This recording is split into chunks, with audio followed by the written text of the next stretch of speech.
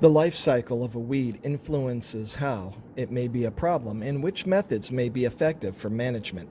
Weeds can be classified by their biology as an annual, either winter or summer annuals, biannual, or perennial. An annual plant will complete its life cycle from seed germination, flowering, and fruit set, and seed maturity in one growing season. Annual weeds tend to grow quickly and produce large numbers of seeds. They can be easier to control than perennial weeds. Summer annual weeds will germinate in the spring and summer. They will flower and set seeds in mid to late summer and die in the fall. Winter annual weeds will germinate in the fall and early winter and grow during the spring. They flower and mature seeds in the late spring or early summer before dying. A biennial is a plant that completes its life cycle over two growing seasons.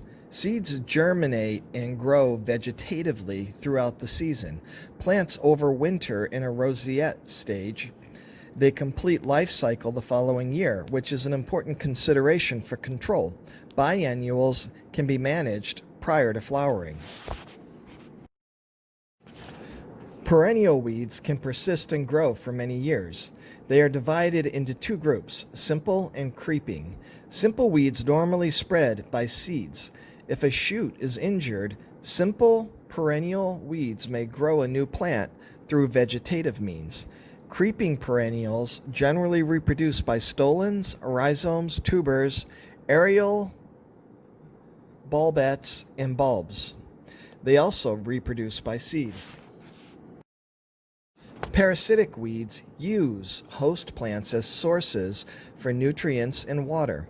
A parasitic plant directly attaches to another plant through a hostorum or modified root that forms a link between the parasite and the host plant. The parasitic plant draws nutrient and water from the host plant through the hostorium. There are two main types of parasitic plants, stem parasites and root parasites.